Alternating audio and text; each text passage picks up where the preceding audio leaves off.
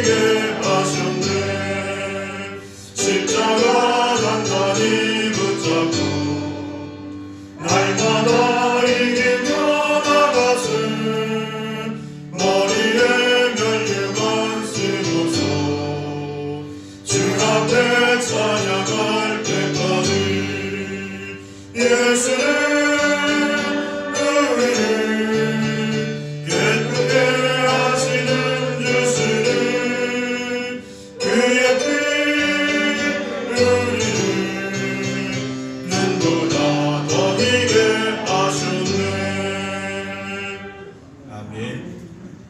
180장 부르시겠습니다. 찬송가 180장입니다.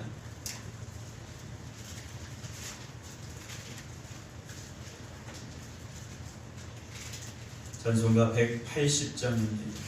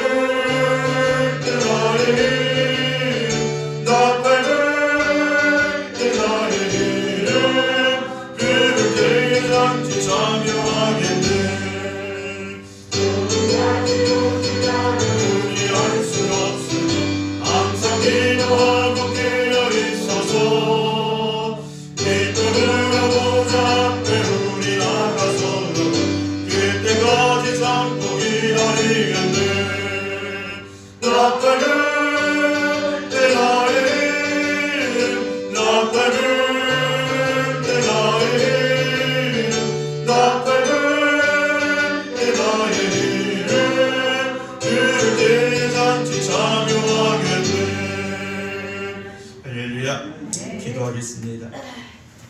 하나님이 우리를 부르시는 그날까지 불러주신 이 자리에서 충성된 주님의 일꾼들로 살기를 원합니다.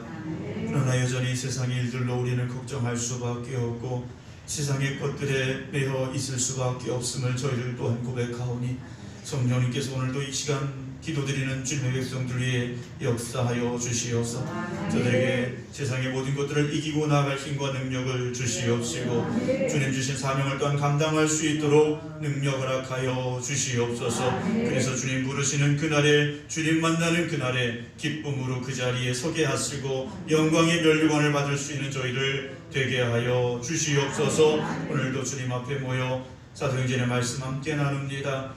주님이 불렀던 그 제자들이 성령의 충만함으로 주님 주신 사명을 감당하는 사도들이 되었고 그들이 목숨 걸고 복음 전했던 그 여정을 우리가 돌아보면서 우리가 가야 될 길을 바로 알게 하시고 깨닫게 하여 주시옵소서. 오늘도 성령님께서 우리의 마음속에 내주하시고 역사하시고 나오며 우리 주 예수님의 이름으로 기도드립니다. 아멘. 오늘 하나님께서 우리에게 주시는 말씀 사도행전 5장 17절입니다. 신약성경 195쪽입니다. 신약성경 195쪽 사도행전 5장 17절부터 마지막 42절까지의 말씀입니다. 사도행전 5장 17절부터 마지막 42절입니다.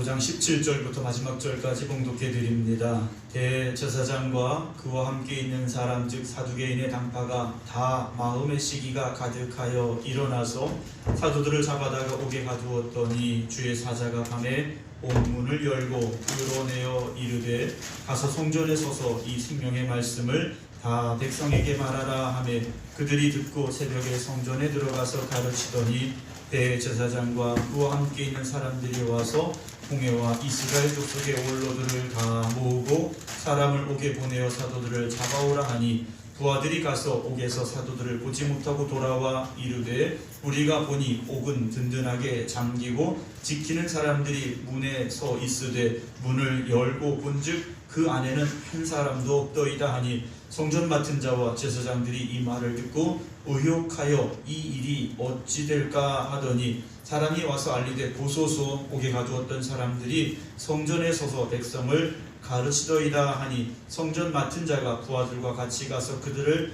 잡아왔으나 강제로 못함은 백성들이 돌로 칠까 두려워함이더라. 그들을 끌어다가 공회 앞에 세우니 대제사장이 물어 이르되 우리가 이 이름으로 사람을 가르치지 말라고 엄금하였으되 너희가 너희 가르침을 예루살렘에 가득하게 하니 이 사람의 피를 우리에게로 돌리고자 함이로다. 베드로와 사도들이 대답하여 이르되 사람보다 하나님께 순종하는 것이 마땅하니라. 너희가 나무에 달아 죽인 예수를 우리 조상의 하나님이 살리시고 이스라엘에게 회개함과 죄 사함을 주시려고 그를 오른손으로 높이사 임금과 구주로 삼으셨느니라. 우리는 이 일의 증인이요 하나님이 자기에게 순종하는 사람들에게 주신 성령도 그러하니라 하더라. 그들이 듣고 크게 노하여 사도들을 없이 하고자 할세 바리새인 가말리엘은 율법 교사로 모든 백성에게 존경을 받는 자라. 공회 중에 일어나 명하여 사도들을 잠깐 밖에 나가게 하고 말하되 이스라엘 사람들아 너희가 이 사람들에게 대하여 어떻게 하려는지 조심하라. 이전에 느다가 일어나 스스로 선전함에 사람이 약 400명이나 따르더니 그가 죽임을 당함에 따르던 모든 사람이 흩어져 없어졌고 그 후 오족할 때 갈릴리 유다가 일어나 백성을 꿰어 따르게 하다가 그도 망한즉 따르던 모든 사람들이 흩어졌느니라. 이제 내가 너희에게 말하노니 이 사람들을 상관하지 말고 버려두라. 이 사상과 이 소행이 사람으로부터 났으면 무너질 것이요 만일 하나님께로부터 났으면 너희가 그들을 무너뜨릴 수 없겠고 도리어 하나님을 대적하는 자가 될까 하노라 하니 그들이 옳게 여겨 사도들을 불러들여 채찍질하며 예수의 이름으로 말하는 것을 금하고 놓으니 사도들은 그 이름을 위하여 능욕받는 일에 합당한 자로 여기심을 기뻐하면서 공회 앞을 떠나니라. 그들이 날마다 성전에 있든지 집에 있든지 예수는 그리스도라고 가르치기와 전도하기를 그치지 아니하니라. 아멘. 할렐루야. 아멘. 김영희 집사님 이제 장례 중에 있습니다. 내일 아침 7시 30분에 대성병원 장례식장에서 발인 예배가 있습니다. 7시 30분에 발인 예배 드리고 8시에 충주 화장장으로 출발하게 됩니다. 이 화장을 마치고 또 생급 추모공원으로 모시게 되는데요. 위에서 기도해 주시고 또 아침에 시간 되시는 분들은 장례 예배, 발인 예배 함께 해주셨으면 당부를 드립니다. 제가 장례를 치르면서 성도님들의 사랑이 참 많구나라는 생각을 하게 됐습니다. 물론 뭐 교회 성도가 소천했을 때 성도들이 찾아가는 것 당연하죠. 그런데 이 성도님들을 뵈니까 그냥 인사가 아니라 정말 안타까워하는 마음, 또 사랑하는 마음으로 함께 해주시는 것을 보고 제가 너무 마음에 감동을 받았습니다. 그래서 하나님께서 우리 생각교회 성도들이 이렇게 사랑이 많구나 하는 것도 저에게 보여주셨는데요. 그 사랑이 앞으로도 계속되어지고 특별히 안국현 목사님 마음속에 있는 그 아픔이 어차피 치유될 수 있도록 성도님도 기도해 주시기를 부탁을 드립니다. 저희 큰아이가 이제 직장인이 됐습니다. 그 아이가 이제 7개월 때 지난번에 말씀드렸지만 저희 아내가 양수가 조기에 터졌거든요. 그래서 정말 죽을 뻔하다가 살아난 아이예요. 그래서 2.6kg로 태어났습니다. 달수를 거의 다 못 채웠어요. 조금 모자라게 이제 태어났는데 조금 했어요. 정말 조그맣고 2.6kg니까 얘가 태어났는데 쪼글쪼글하더라고요. 살이 좀 붙어서 이렇게 포동포동 해야 되는데 2.6kg니까 좀 쪼글쪼글하고 그랬었어요. 근데 언제 크나 싶었는데 대학교 4학년까지 마치고 이제 직장인이 돼버렸습니다. 직장인이 되는데 얘가 이제 유아교육과를 졸업을 해서 실은 이제 작년에 임용고시를 한번 봤어요. 근데 워낙 이게 경쟁률이 너무 세가지고 2년 3년 공부해가지고는 되지도 않는 거더라고요. 근데 아이가 열심히 하긴 했는데 하나님 뜻이 아니었던 것 같아요. 그래서 임용고시는 안 됐고 작년 12월에 충남 대천 보령이죠. 보령 대천해수욕장 있는 그 보령 유치원에 가기로 다 이미 이제 면접을 보고 원장님하고 이렇게 약속이 됐었어요. 그런데 뜻하지 않게 저희가 여기로 이사를 오는 바람에 어떻게 해야 되나 싶었는데 또 그 유치원에서는 선생님을 이미 정해놨기 때문에 안 갈 수도 없고 그래서 지금 보령에서 직장을 다니고 있는데요. 그 유치원에 이번에 선생님을 2분을 뽑았어요. 2명의 선생님이 그만두는 바람에 2분의 선생님을 뽑았는데 유치원이라는 곳이 그 조직이 그렇더라고요. 담임 선생님이 있고 부담임 선생님이 있더라고요. 그래서 담임 선생님이 모든 것을 다 애들 가르칠 것도 계획하고 주관하고 이러는데 부담임 선생님은 그걸 보조하는 선생님이더라고요. 그래서 2명의 선생님을 뽑았는데 저희 아이 1명하고 또 1명의 선생님이 이제 유치원에 취직이 됐어요. 근데 그 또 1명의 선생님은 저희 아이보다 1년 먼저 학교를 졸업한 분이더라고요. 근데 그 선생님도 1년 동안 졸업하고 1년 동안 또 그 학교 유치원이죠. 임용고시를 준비했는데 이 선생님도 안 됐나 봐요. 그래서 똑같이 이제 취직을 했는데 담임 자리는 1명이고 1명은 부담임을 해야 돼요. 그래서 원장님이 고민을 하셨나 봐요. 누구를 담임을 시켜야 될까? 저희 아이는 자신만만했어요. 내가 공부도 1등하고 근데 공부도 1등도 했어요. 공부도 1등하고 뭐 이것저것 잘하고 다 자기가 막 난 다 됐어. 막 난 담임할 수 있어. 이렇게 생각을 하고 갔는데 막상 가보니까 부담인 거예요. 그래서 너무 속상해하는 거예요. 그래서 이렇게 알아보니까 원장님이 그렇게 얘기하시더라고요. 누구를 담임을 시킬까 고민을 많이 했대요. 그런데 그 선생님이 나이가 1살 많아서 나이가 1살 많아서 담임을 어쩔 수 없이 시켰다 이렇게 얘기를 하시더라고요. 저희 아이가 그 자리에서 뭐 표현은 안 했지만 너무 속상해하더라고요. 내가 부담임 하려고 4년 동안 그렇게 열심히 공부했나? 그러더라고요.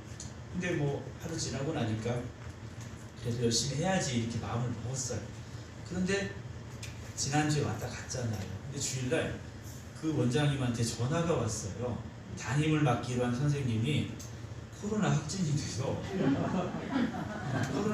돼서 담임을 못할 것 같다고. 근데 부담임 선생님도 있는데 굳이 담임을 바꿔야 될 상황은 아니거든요. 그리고 코로나 확진이 돼도 일주일 지나고 보통 한 열흘 정도 되면 별 문제 없기 때문에, 그리고 그 선생님은 출근도 저희 아이보다 일찍 해서 그 담임 준비를 계속 해왔더라고요. 그런데 원장님 전화 오셔가지고 담임을 바꿔야 될 것 같다고, 이루리 선생님이 담임을 좀 해야 될 것 같다고 이렇게 얘기를 하신 거예요. 그래서 저희 아이는 깜짝 놀랐죠. 난 부담임인 줄 알았는데 담임이 됐다고 하니까 깜짝 놀랐어요. 오늘 첫 담임으로 수업을 했을 텐데 아직 제가 통화를 못했습니다. 제가 이런 말씀을 드리는 건 저희 아이가 뭐 잘나가지고 어떻게 뭐 담임이 됐다 이 말씀이 아니에요. 우리가 어떤 뜻을 가지고 구하고 기도하면 하나님께서는 일을 참 이상하게 만들어 가십니다. 우리 생각에는 좀 빨리 반듯하게 그렇게 해주시면 좋을 텐데 한번 꺾으실 때도 있고 한번 넘어지게 하실 때도 있고, 그런데 결국은 그 자리로 데려가시더라는 말씀입니다. 사랑하는 성도 여러분, 왜 인생에 굴곡이 없겠습니까? 살다 보면 힘들 때, 어려울 때, 외로울 때, 고통스러울 때 만날 수밖에 없습니다. 그게 인생이지 않습니까? 그런데 그 인생 가운데 우리가 걸어가는 것이 아니라 하나님이 우리를 붙잡아 이끌어 주시면 그 길이 복된 길로 변화될 줄로 믿으시기 바랍니다. 오늘 사도들이 복음을 힘써 전하는데 문제를 만납니다. 오늘 17절에 보게 되면 대제사장과 그와 함께 있는 사람, 즉 사두개인의 당파가 다 마음에 시기가 가득했다 그랬어요. 그 예수라는 사람의 제자들을 보니까 그 출신이 그럴듯한 사람이 별로 없는 거예요. 갈릴리 저 촌동네 사람들이고 고기 잡던 사람이고 별 볼 일 없는 사람이고, 그런데 그들이 하는 일들을 보니까 기적이 일어나는 거예요. 사람들이 그들의 말에 귀를 기울이는 거예요. 이상한 일이 벌어진 겁니다. 그래서 대제사장이라든지 또 다른 제사장들이라든지 사두개인이라든지 그 당시 어떻게 보면 높은 지위에 있던 이들이 별것 아닌 사람들 때문에 야 이거 분위기 이상해지는구나 하면서 마음에 시기와 분노가 가득하게 됐다라는 거죠. 세상은 그렇습니다. 남이 잘 되는 거 못 봐요. 세상은요 남이 잘 되는 그 꼴을 못 봅니다. 그러나 믿음의 사람들은요 남이 잘 되면 감사해요. 왜냐? 하나님께서 그 사람을 잘 되게 하시면 나도 잘 되게 하시면 우리가 믿기 때문이라는 거죠. 이 세상에 사촌이 땅을 사면 배가 아프지만 우리는 사촌이 땅을 사면 감사해야 됩니다. 사촌이 땅을 사면 그래도 좀 속이 쓰이신가요? 우리는 남이 잘 되기를 먼저 기도하셔야 돼요. 나만 잘 되는 게 아니라 함께 잘 돼야 되는 건데 오늘 이들이 그렇지를 못했어요. 그래서 어떻게 하느냐? 18절 보면 이 사도들을 잡아다가 옥에 가둬버립니다. 니네 그렇게 하지 마 하고 감옥에다 가뒀어요. 그런데 하나님이 가만두셨습니까? 19절에 주의 사자가 밤에 옥문을 열고 끌어내어 이르되 그랬습니다. 이들이 낮에 붙잡혀 왔겠죠. 뭐 저녁에 붙잡혀 왔든 어쨌든 해가 있을 때 붙잡혀 왔을 겁니다. 그런데 주님의 사자가 언제 옥문을 여셨느냐? 밤에 열었다 그랬습니다. 사도들이 그때까지 뭐 했을까 하는 거죠. 그들이 뭐 했을까 하는 겁니다. 우리가 성경을 좀 더 앞으로 나가다 보면 바울과 실레 일행이 복음 전하다가 어떻게 됩니까? 억울하게 감옥에 갇히게 되죠. 빌립보의 감옥에 갇힙니다. 매를 맞고 감옥에 갇혔는데 사도 바울이 거기서 뭐 합니까? 찬송하고 기도했다 그랬어요. 하나님 나 너무 속상해요. 너무 답답해요. 이게 아니었어요. 기도했다라는 거죠. 여러분 우리가 아무리 억울하고 답답한 일을 만난다 할지라도 절망하고 원망하고 불평하는 것이 아니라 찬송하고 기도해 보시기 바랍니다. 닫힌 문들이 열려지는 겁니다. 빌립보의 감옥문이 열렸고 오늘 사도들이 갇힌 예루살렘의 옥문이 열렸습니다. 누가 여셨습니까? 하나님이 여셨어요. 그리고 그들을 끌어내셨습니다. 그리고 명령하셔요. 그냥 끌어내신 게 아니에요. 그냥 감옥문을 열어주신 게 아니에요. 그들이 해야 할 일이 있기 때문이라는 거죠. 우리에게 복을 주시는 이유는 그냥 잘 되라는 말씀이 아니에요. 우리가 해야 될 사명이 있기 때문이라는 것이죠. 그래서 우리가 무엇인가 좋은 일이 생기고 기쁜 일이 생기고 감사할 일이 생기면 그때 우리가 돌아봐야 됩니다. 하나님 내가 무엇을 해야 될까요? 내가 어떻게 하나님의 영광을 위해 살아야 될까요? 우리가 다시 기도해야 되는데 오늘 이들에게 주님이 주신 명령이 무엇입니까? 20절 가서 성전에 서서, 예루살렘 성전입니다. 예루살렘 성전에 서서 이 생명의 말씀, 십자가의 복음이죠. 십자가의 복음을 다 백성들에게 말하라 그랬어요. 그래서 21절에는 그들이 듣고 언제입니까? 새벽에 그랬어요. 그 밤이 그냥 그렇게 지나가 버렸는데 제자들이요, 이 사도들이요, 새벽에 성전에 갔어요. 야, 우리 가서 어디 가서 아침이라도 먹고 가자. 이게 아니에요. 이들은 명령 받은 그대로 그 즉시 어디로 갔느냐? 성전에 들어갔습니다. 그런데 그 새벽에도 성전에 기도하러 온 사람들이 있었다라는 거예요. 여러분, 새벽 기도는요, 우리 한국교회의 대표적인 특징이다, 맞긴 합니다. 그런데 이 당시에도 새벽을 깨어 기도하는 이들이 있었다라는 거죠. 깨어 성전에 가서 기도하는 사람들이 있었더라는 거예요. 어떤 목사님 그랬어요. 새벽 기도만 없으면 좋겠다 그러셨어요. 참 힘들죠. 새벽에 기도하시는 거. 네. 목사도 힘들긴 하죠. 그런데 성도님들이 사실 더 힘드세요. 지난번도 말씀드렸습니다만 하루 종일 일하고 피곤한 새벽에 교회까지 온다는 게 쉽지 않습니다. 쉽지 않아요. 그럼에도 불구하고 주님 성전에 나와서 기도하고 또 새벽에 가정에서 깨어 기도하는 여러분들 하나님께서 기쁘게 받아주시고 그 기도에 응답하여 주실 줄로 믿으시기 바랍니다. 제가 새벽에 기도하는 사람의 응답을요, 제가 봤어요. 분명히 제가 보았어요. 제가 천목회하던 곳에 새벽에 꼭 나와서 기도하시던 분이 계셨어요. 발전소, 보령에 있는 발전소, 그때는 이제 부장이었어요. 부장이신데 그분 고향이 충주인데 충주 농공가 공공가 나오셨어요. 그런데 고졸로 발전소에 입사를 했어요. 20살에 고졸로 발전소에 입사를 했는데 얼마나 어려웠겠어요. 그런데 그분이요, 최연소 과장이 됐어요. 그 당시 27살인가 최연소 과장이 됐고, 그리고 나서 부장이 됐고, 그런 상황이셨더라고요. 그런데 그분의 얘기를 들어보니까 본인 예수 안 믿었대요. 그런데 부인을 잘 만나서 예수 믿게 됐더라 얘기를 하시더라고요. 근데 그분이 새벽마다 오면서 기도하셨어요. 새벽마다 오셔서 기도하시는데 철없는 목사는 또 새벽마다 안수 기도했어요. 네. 근데 그분이요, 승진이 되더라고요. 승진이 되는데 소장이 됐어요. 발전소 소장이 됐는데 승진이 돼서 다른 곳으로 이제 가셨어요. 그런데 갔는데 다른 일에 연루가 돼가지고 좌천이 됐어요. 인천에 있는 발전소에 갔다가 다른 어떤 문제에 연루가 되는 바람에 책임을 지고 서울에 있는 서울화력이라는 조그만 발전소로 옮기시게 됐어요. 여러분, 서울에도 발전소가 있습니다. 서울에도 발전소가 당인리 발전소라고 있는데 그 발전소로 가셨어요. 얼마나 마음이 힘들었겠어요. 그런데 그분이 거기서도요, 열심히 일을 감당합니다. 그러다가 서울 발전소를 뭐 없애냐 어쩌냐 얘기가 많았었는데 발전소를 땅을 파고 만들자 그래가지고 그걸 인허가 받고 건축을 하면서 다시 이분이 인정을 받기 시작했어요. 그래서 보령에 있는, 보령 발전소는 좀 큽니다. 그래서 거기 본부장으로 오게 됐어요. 본부장으로 왔는데 오고 얼마 안 돼서 무슨 일이 있냐면 불이 났어요. 예전에 뉴스에 한번 나왔는데 발전소에 불이 나버린 거예요. 얼마나 어려운 상황입니까? 그런데 하나님은요, 그 기도를요 외면하지 않으셨어요.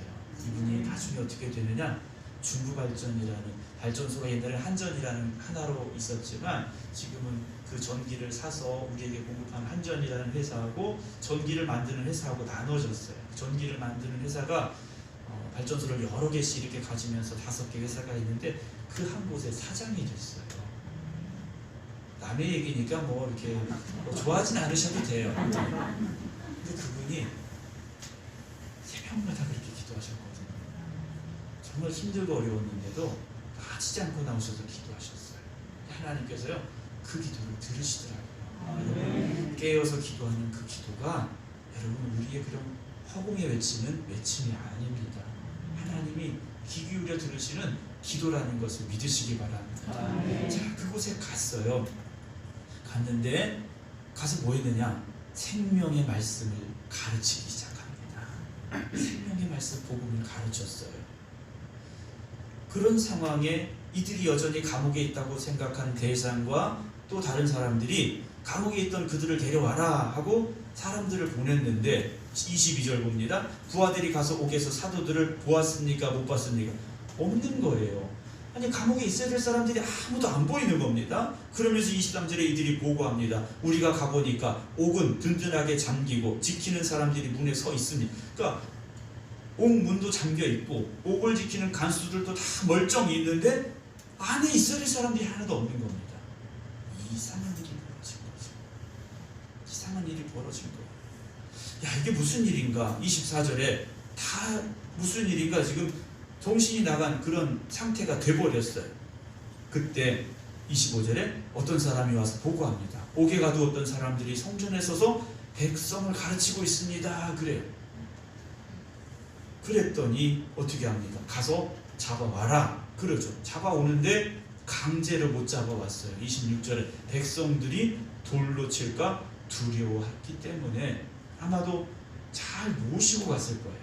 사도들을 잘 모시고 갔을 건데 27절에 결국은 끌어다가 공회 앞에 세웁니다. 지난주에 말씀에 이어서 생각해 보시면 되는데, 우리로 말하면 국회 이제 청문회 같은 데 세운 거예요. 대제사장이 물었습니다. 28절, 우리가 이 이름으로, 예수라는 이름으로 사람을 가르치지 말라고 엄히 금하였는데 너희가 그 가르침으로 예루살렘이 어떻게 하겠습니까? 가득하게 했다 그랬어요. 여러분, 사도들이 얼마나 열심히 복음을 전하고 다녔으면 그 복음이 예루살렘에 가득하게 됐다라고 이들이 말할 수밖에 없었겠느냐라는 거죠.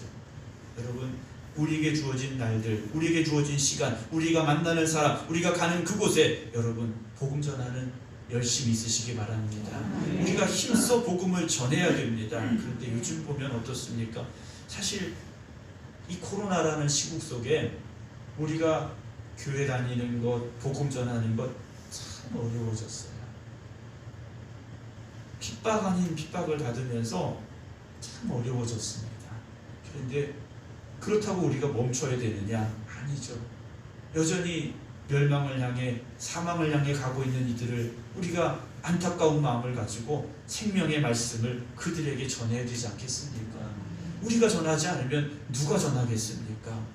자, 이들이 말합니다. 이 사람의 피를, 즉 예수 그리스도를 죽인 그 피의 대가를 우리에게 돌리고자 함이냐? 라고 말합니다. 그때 베드로와 사도들이 대답하죠.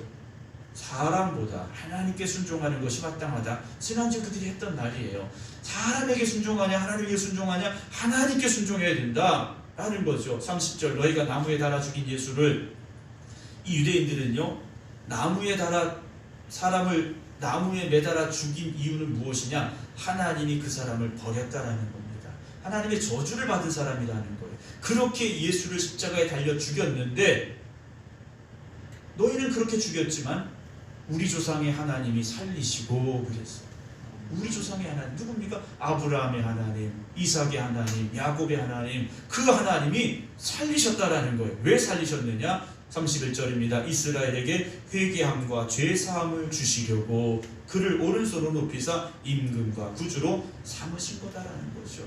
그래서 우리가 이 일의 증인이라는 겁니다. 하나님이 자기에게 순종하는 사람들에게 주신 성령도 그런 것이다 라고 담대하게 외칩니다. 그랬더니 이 말을 듣고 있던 대제사장과 그곳에 있던 사람들이 크게 노하여서 이제 뭐라고 말합니까?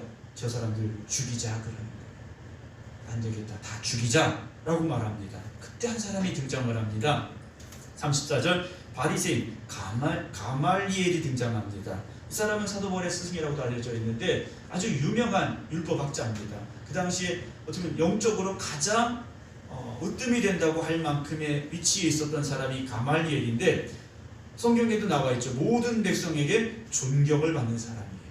이 사람이 갑자기 딱 일어나더니 사도들을 좀 나가 있어라, 저 사람들 내보내라 라고 말합니다. 그러면서 35절에 이스라엘 사람들아, 너희가 이 사람들에게 대하여 어떻게 하려는지 조심해야 돼 그럽니다. 조심하라 하면서 두 가지 예를 듭니다. 36절과 37절 두 가지 예를 드는데, 첫 번째는 느다라는 사람이 먼저 있었는데 이 사람이 사람들을 선동을 했어요. 그래서 400명이나 그 사람을 따랐는데 그가 죽고 나니까 모든 사람이 흩어져 없어져 버렸다라는 것이죠. 37절에 갈릴리에 유다라는 사람이 있었는데 이 사람도 백성들을 선동을 했어요. 그래서 많은 사람이 따랐는데 그가 망하니까 따르던 모든 사람들이 다 흩어져 버렸다라는 거예요. 이 말이 뭐겠습니까? 그냥 내버려 두라는 거예요. 사람들로부터 이 사람들이 전하는 그 복음이 만약에 잘못된 것이라면 스스로 없어질 것이다라는 거죠. 그런데 만약에 39절에 하나님이 정말 그들에게 시키신 것이라면 우리가 하나님을 대적하는 사람이 되면 안 되지 않니? 라고 말하는 거예요. 그래서 40절에 이들이 들어보니까 맞는 말이거든요. 저 사람들이 하는 게 거짓이거나 잘못된 것이면 자연적으로 없어질 거고, 만약에 하나님이 주신 것이라면 우리가 하나님을 대적하는 사람이 될 수 없으니까 일단 내버려 두자라고 결론을 내리게 됩니다. 그리고 그냥 풀어주면 얼마나 좋아요. 40절 봅니다. 그들이 옳게 여겨 사도들을 불러들여 뭐 했습니까? 채찍질했어요. 그냥 풀어줬으면 얼마나 좋을까요? 그런데 매질을 합니다. 그리고 예수의 이름으로 말하는 것을 금하라 그랬어요. 더 이상 하지 마. 이번엔 때리지만 다음엔 죽일 수도 있다, 이런 말이겠죠. 어쨌든 하지 말라 그랬습니다. 하지만 41절 사도들은 그 이름을 위하여, 예수라는 이름을 위하여 능욕받는 일에, 능욕이란 말의 뜻이 무엇이냐면 모욕을 당하는 겁니다. 내가 모욕을 당하는 거예요. 그런데 그게 합당하다고 여기는 거예요. 그리고 기뻐했다 그랬어요. 예수님 때문에 매 맞아도 기쁘고, 예수님 때문에 욕먹어도 기쁘고, 예수님 때문에 죽어도 기쁘고, 이게 사도들의 믿음의 신앙이었다, 그들의 모습이었다라는 겁니다. 사랑하는 성도 여러분, 우리가 예수님 때문에 욕먹을 수 있어야 됩니다. 근데 우리 때문에 예수님이 욕먹어서는 안 되는 거예요. 우리가 예수님 때문에 모욕을 당할 수 있지만 우리 때문에 예수님이 모욕을 받아서는 안 되지 않습니까? 여러분, 우리가 바로 신앙생활 해야 되는 겁니다. 42절에 그들이 날마다 어디에 있었습니까? 성전에 있든지 집에 있든지, 둘 중에 하나예요. 집에 있든지 성전에 있든지. 여러분, 우리의 신앙이 그런 신앙이 되기를 원합니다. 세상에 있지 마셔야 돼요. 하나님 안에 있어야 됩니다. 이들이 뭐라고 말하느냐? 예수는 그리스도다 가르치기와 전도하기를 그치지 않았다 그랬어요. 구원받고 돌아온 이들에게 계속해서 가르쳤고, 아직도 구원받지 못한 이들에게 전도하기를 그치지 않았다라는 것이죠. 교회는 그런 역사가 계속 되어져야 됩니다. 기도하고 복음 전하고 나가서 전도하고, 여러분, 그게 교회의 사명이지 않습니까?